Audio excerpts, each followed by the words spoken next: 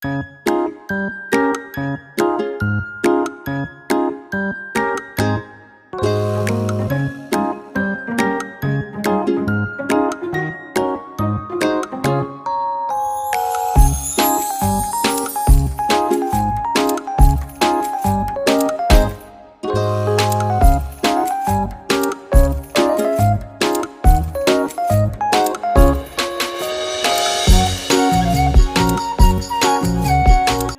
Bu Umu, selamat siang. Selamat siang Bu Emi, gimana? Ada yang perlu saya bantu? Iya, begini Bu Umu, pengen ngobrol-ngobrol sama Bu Umu sebentar terkait pengalamannya Bu Umu sebagai kepala sekolah di TK Negeri Pembina Kabupaten Kudus. Pasti sudah banyak pengalaman ya Bu tentang menyelesaikan sebuah permasalahan atau kasus-kasus yang ada di sekolahan, baik itu masalah dari murid atau masalah dari dewan guru, tenaga kependidikan, atau bahkan masalah dengan wali murid. Nah, begini Bu Umu, selama ini bagaimana Bu Umu dapat mengidentifikasi kasus-kasus yang merupakan dilema etika atau bujukan moral? Sebelumnya terima kasih Bu Emi ya. Sepertinya yang Bu Emi tanyakan itu masalah apa tadi? Dilema atau kasus-kasus yang ada di sekolah.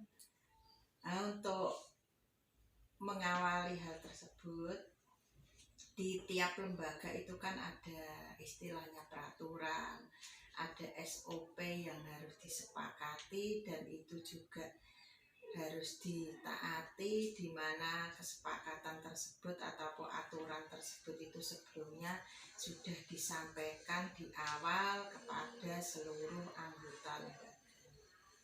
Namun ketika ada satu masalah yang didapati di lembaga, tentunya kita identifikasinya kalau ada satu atau dua anggota lembaga yang sudah tidak sesuai dengan SOP yang telah disepakati, itu berarti kami mengidentifikasi ada permasalahan. Itu Bu Emi. Baik Bu Umu. Kemudian bagaimana selama ini Bu Umu menjalankan dalam pengambilan keputusan di sekolah, terutama untuk kasus-kasus di mana ada dua kepentingan yang sama-sama benar atau sama-sama mengandung nilai kebajikan, tapi Bu Umu harus memilih satu keputusan, gitu Bu Umu. Kalau hal seperti itu Bu Emi ya, biasanya kami kan juga setiap ada masalah kan kami harus studi kasus nih. Dan penyelesaian itu juga tidak harus saya selesaikan sendiri sebagai kepala sekolah, karena kami juga punya komite. Jadi ketika ada hal tersebut, saya tetap berkoordinasi dengan komite, di mana dalam keputusan tersebut kalau sama-sama baiknya ya kita timbang mana yang terbaik, itu yang kami ambil untuk melaksanakan keputusan tersebut berdasarkan musyawarah. Begitu, baik Bu Umu. Nah, berarti langkah-langkah atau prosedur seperti apa yang Ibu lakukan selama ini? Kalau ada permasalahan, ada salah satu anggota ataupun keluarga yang namanya lembaga ya, dalam melaksanakan SOP atau peraturan yang di sekolah yang sudah menyimpang, kita tidak langsung mengambil keputusan. Kita tentunya pertama melewati teguran lisan sampai 1, 2, 3. Tentunya setelah teguran lisan itu kita juga harus mengawal, memberikan pembinaan. Namun kalau sampai ternyata dalam 3 kali teguran, kita juga harus ada SP-nya ya, SP1, SP2, SP3, dan di finalnya nanti keputusan juga diambil berdasarkan musyawarah dengan komite sekolah. Jadi pertama kita memberikan teguran, kemudian surat peringatan sampai 3 kali. Baik sekali Bu Umu. Kemudian hal-hal apa saja yang selama ini Ibu anggap efektif dalam pengambilan keputusan pada kasus-kasus dilema etika? Karena keputusan juga harus mempertimbangkan efek baik dan tidaknya ya Bu Ani. Pertama, setelah kita memberikan teguran, kita memberikan pembinaan, tentunya dengan pengawasan yang melekat, dalam arti pengawasan kita memberikan pembinaan dan juga memberikan pengertian antisipasi supaya tidak terjadi hal-hal itu diulang lagi. Jadi istilahnya kita memberikan pembinaan persuasi. Hal-hal apa saja yang selama ini merupakan tantangan Ibu dalam pengambilan keputusan pada kasus-kasus dilema etika? Hal-hal yang memberikan tantangan itu ya, ketika kita sudah memberikan teguran secara lisan, sudah memberikan SP sampai 3 kali, sudah memberikan pembinaan yang pengawasan melekat, tapi ternyata masih diulang-ulang, itu yang menjadi tantangan. Kalau memberikan keputusan yang final kan jangan sampai merugikan kedua belah pihak ya. Kalau masih bisa diperbaiki ya diperbaiki. Ya tentunya dengan cara-cara yang beda dengan yang cara-cara atau langkah-langkah sebelumnya, supaya yang bersangkutan benar-benar mengerti kalau yang dilaksanakan itu memang tidak sesuai aturan. Baik Bu Umu, berarti ya Bu Umu, kita tetap sesuai dengan prosedur ya. Sesuai dengan prosedur, mengedepankan sisi baik dan sisi jeleknya untuk memajukan lembaga. Selanjutnya Bu Umu, apakah Bu Umu memiliki sebuah tata kala atau jadwal tertentu dalam sebuah penyelesaian kasus dilema etika? Apakah langsung diselesaikan di tempat saat itu atau memiliki sebuah jadwal untuk menyelesaikannya? Karena yang terjadi sekarang yang saya hadapi, karena saya di lembaga ini baru 1 tahun ya Bu Em ya, saya kira 95% anggota keluarga yang di lembaga ini sudah bagus. Selebihnya memang harus ada pembinaan. Jadi kami ketika melihat sesuatu atau melihat salah satu anggota yang menyimpang dari etika, memang kami panggil, kita berikan pengertian. Selebihnya itu kita juga ada pengawasan, ada pembinaan, kemudian melalui surat teguran itu, dan yang terpenting itu evaluasi. Kalau saya sih, saya panggil tidak di depan orang untuk menyelesaikan kasus ya, kita panggil dengan mengedepankan pembinaan persuasi. Jadi dipanggil, diberikan pengertian, pembinaan, pengawasan melekat dan evaluasi. Berarti untuk jadwalnya tidak mengikat ya Bu Umu ya? Jadwal tidak mengikat, karena kalau saya memberikan jadwal, kalau ternyata tidak jadwal saya pembinaan tapi terjadi kesalahan, kan harus segera diperbaiki. Berarti kondisional ya. Baik. Bentuk atau prosedurnya seperti apa yang Bu Umu lakukan? Ya seperti tadi Bu, ketika kita melihat sesuatu yang tidak sesuai dengan SOP dan aturan, kita lihat, kemudian kita ingatkan, kita berikan pembinaan, kita berikan motivasi. Yang jelas kita itu tidak hanya memberikan keputusan yang sepihak ya. Jadi istilahnya kalau ada yang melakukan kesalahan itu, supaya dia tidak mengulangi lagi. Dan jangan memberikan keputusan yang sepihak, misalnya terus kita cut, tidak seperti itu. Karena kita prinsipnya kan membawa kebaikan. Jadi ya supaya tidak diulang dan menjadi lebih baik. Berarti musyawarah tetap kita lakukan. Musyawarah dengan mengedepankan sesuai aturan yang sudah disepakati. Selanjutnya begini Bu Umu, adakah seseorang atau faktor-faktor apa yang selama ini mempermudah atau membantu Bu Umu dalam pengambilan keputusan dalam kasus-kasus dilema etika? Kita di sini kan tidak sendiri ya Bu ya. Walaupun saya sebagai kepala kan tetap kepala tidak bisa jalan sendiri kalau tidak ada guru. Jadi saya menyamakan persepsi tentang aturan-aturan itu kepada semua anggota sekolah, anggota lembaga. Kemudian karena kami punya pengawas, jadi kalau mengambil keputusan saya konsultasikan dengan pengawas, saya konsultasikan dengan komite, dan yang tidak lebih penting lagi itu memberikan contoh yang baik, kemudian kita mengevaluasi secara berkala.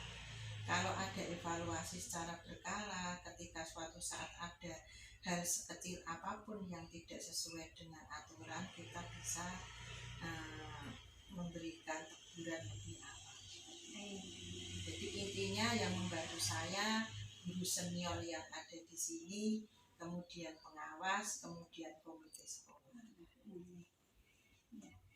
Dari semua hal yang telah disampaikan Bu Umu tadi, pembelajaran apa yang dapat dipetik dari pengalaman Bu Umu mengambil keputusan dilema etika? Dari pelajaran tersebut ternyata dimanapun tempat itu masalah pasti ada, dan intinya menyelesaikan masalah tanpa menimbulkan masalah baru. Jadi dasarnya menyelesaikan masalah untuk memberikan kepada seseorang yang memang tidak sesuai dengan aturan menjadi lebih baik. Jadi ada unsur mendidiknya. Itu Bu Eni. Baik sekali Bu Umu apa yang telah disampaikan, memberikan pengalaman kepada saya ya Bu Umu, bahwa memang masalah selalu ada, tapi kita berusaha menyelesaikan masalah dengan bijaksana tanpa menimbulkan masalah. Menyelesaikan masalah dengan tidak menimbulkan masalah baru. Baik sekali Bu Umu. Terima kasih banyak waktunya hari ini. Semoga nanti kedepannya tidak ada masalah, TK Negeri Pembina semakin maju. Maju dan tidaknya tergantung saya dan semua guru yang ada. Termasuk Bu Eni. Iya, terima kasih ya Bu Umu atas bimbingan dan semua pengalaman dari Bu Umu sangat menginspirasi saya. Sama-sama Bu Eni. Selamat siang Bu Umu. Assalamualaikum. Waalaikumsalam.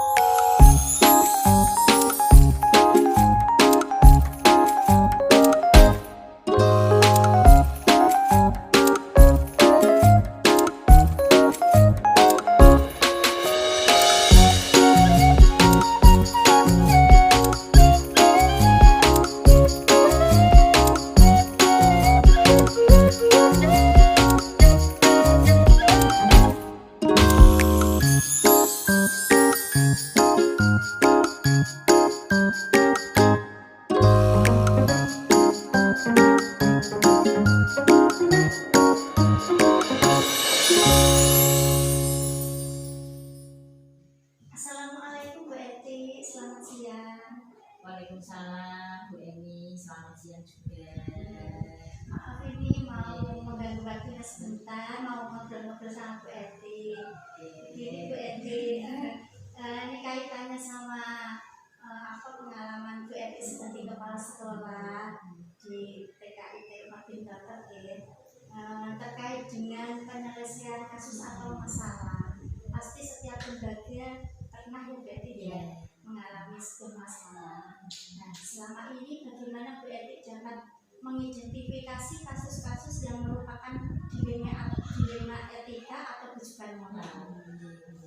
Ya Bu Emi, terima kasih. Insya Allah tidak merepotkan selama kami bisa membantu kalian. Betul kata Bu Emi tadi bahwa setiap lembaga itu pasti ada sebuah masalah gitu atau kasus atau persoalan itu pasti. Namun memang sebagai kepala lembaga memang harus cerdas gitu ya mengidentifikasi ini terkait masalah pribadi atau masalah memang berpengaruh ke lembaga. Jadi kami memang mengidentifikasinya ya memang kami lihat dulu Bu Eni apakah ini berdampak atau tidak dengan kinerja beliau terutama dalam jalannya lembaga ini. Kalau memang itu berkaitan dengan kinerja beliau sebagai guru atau entah karyawan, itu memang biasanya kami lihat dulu Bu Eni, lihat misalnya sekali, 2 kali gitu ya, apakah betul ini masalahnya terkait dengan sekolah atau tidak. Kalau memang iya, kami memang tidak langsung memanggil. Nah, kalau memang ini berkaitan dengan sekolah, maka biasanya memang kami mengidentifikasinya cari tahu dulu ini, cari tahu kan kami ada koordinator, jadi saya tidak sendirian, saya ada para wakil. Saya klarifikasi dulu ke wakil, apakah betul kejadiannya seperti ini. Kalau memang iya, nah baru kami nanti memanggil khusus personal tersebut, kemudian klarifikasi. Atau biasanya kalau kami menyelesaikan masalah itu jago, tidak terus langsung ini to the point gitu. Kami cari dulu, kami tanya dulu, jago dulu, dari ganti dulu, baru nanti masuk ke permasalahan. Kira-kira seperti itu. Jadi lebih ke humanisme ya pendekatannya gitu ya. Jadi mencari fakta-fakta yang terjadi dengan para wakil. Barangkali ada hal yang belum saya ketahui, tapi yang tahu para wakil itu bisa. Kemudian terima kasih Bu Eti. Selama ini bagaimana Bu Eti menjalankan pengambilan keputusan di sekolah, terutama untuk kasus-kasus yang ada dilema etikanya ya, di mana ada dua kepentingan, misalnya sama-sama benar, sama-sama mengambil nilai kebajikan. Pastinya Bu Eti akan memilih satu keputusan. Bagaimana dalam pengambilan keputusan? Assalamualaikum. Jadi kalau pengambilan keputusan itu biasanya nanti ya Bu, setelah kami identifikasi dan konfirmasi, kami dulu apakah itu memang ada istilahnya pelanggaran gitu ya. Maksudnya kan kami ada aturan kepegawaian dari yayasan, sehingga kalau memang apa yang dilakukan oleh guru atau karyawan itu memang tidak sesuai dengan aturan kepegawaian gitu ya, ya kami tetap harus istilahnya menegur atau bahasanya gitu. Tapi intinya adalah meluruskan, mengklarifikasi apakah betul sudah melakukan pelanggaran tersebut, seperti itu Nah, kalau memang itu memang benar dan tidaknya, kami memang harus tegas Bu ini. Itu yes. Kalau menurut hati nurani seorang sesama ini teman ya, teman-teman itu kadang ada rasa tidak kepenak, tapi kami kalau dalam hal kerja ya kami memang menyingkirkan hal itu dulu, tapi tetap menyesuaikan dengan kondisi fakta ada aturan kepegawaian jadi peraturan iya artinya apa ya tetap memprioritaskan gitu. Kalau memang yang benar kok yang sesuai aturan ya memang kami harus tegas. Baik. Selanjutnya langkah-langkah atau prosedur seperti apa yang biasa Bu Eti lakukan selama ini? Kalau kami itu memang ada tahapannya Bu Eti, ada tahapannya mulai dari mungkin tadi kan mencari fakta, kemudian memanggil, kemudian jargon, kemudian kalau benar dan sekiranya itu memang pelanggarannya tidak berat, dan biasanya ada tahapannya itu peringatan pertama, kemudian nanti kalau kamu dia juga kalau sudah ketiga ya sudah ini ya dia ada aturan kepegawaiannya seperti itu. Tahapannya akan begitu. Untuk hal-hal apa saja yang selama ini Bu Eti anggap efektif dalam pengambilan keputusan pada kasus-kasus dilema etika? Gitu. Apa ya yang efektif? Kalau saya memang lebih ke pendekatan personal, secara kemanusiaannya kan begitu. Karena kita sama-sama sudah pernah di lembaga, kemudian bekerja bersama, gitu ya. Barangkali dia melakukan itu tuh ada sesuatu, gitu ya. Mungkin saya belum tahu, tapi ketika pendekatannya itu dengan personal, secara humanisme, kemanusiaannya, terus ini menerima dulu kondisinya, kemudian dia baru membuka diri apa permasalahannya, kemudian kami bantu malah untuk coba menguraikan masalah itu bersama-sama seperti itu, cari solusi sama-sama baiknya gitu ya. Hal-hal apa saja yang selama ini merupakan tantangan Bu Eti dalam pengambilan keputusan kasus-kasus dilema etika? Tantangannya memang apa ya Bu Eni? Itu tadi sama-sama pernah berjuang di sini, bisa jadi konco, bisa jadi teman, tapi tiba-tiba ada permasalahan itu kadang ada rasa tidak kepenak, tidak apa ya namanya, ada rasa kekewo, canggung gitu ya, khawatir nanti kalau merusak hubungan. Nah itu Bu Eni ya. Tetapi tadi kalau memang itu sebuah hal yang memang mendesak gitu ya, memang harus mau tidak mau sebagai seorang kepala ya harus mengambil kebijakan yang tepat untuk kebaikan bersama, meskipun secara personal sendiri tuh gitu mungkin ada terus rasa kayak kesenjangan gitu ya, akhirnya seperti itu, tapi lama-lama nanti akan kita terkis. Selanjutnya Bu Eti, apakah Bu Eti memiliki sebuah tata cara atau jadwal tertentu dalam sebuah penyelesaian kasus dilema etika? Apakah langsung saat itu diselesaikan di tempat atau memiliki sebuah jadwal untuk menyelesaikannya? Terus prosedurnya seperti apa? Kalau namanya kasus kita tidak tahu ya ini ya, tidak tahu apa berat ringannya. Kalau tergantung berat ringannya. Kalau misalnya ringan apa namanya pelanggarannya atau mungkin masalahnya persoalannya ya berarti kan tidak butuh waktu panjang gitu ya Bu Eni. Mungkin bisa menegurnya bisa langsung. Kalau ringan ya tapi tetap dengan pendekatan personal, tetapi tidak perlu menunggu lama. Tapi kalau misalnya kasusnya besar butuh bukti itu kan, bukti yang memang harus secara bukti sebenarnya tertulis atau bukti otentiknya, bukti data, saya tetap butuh waktu ya.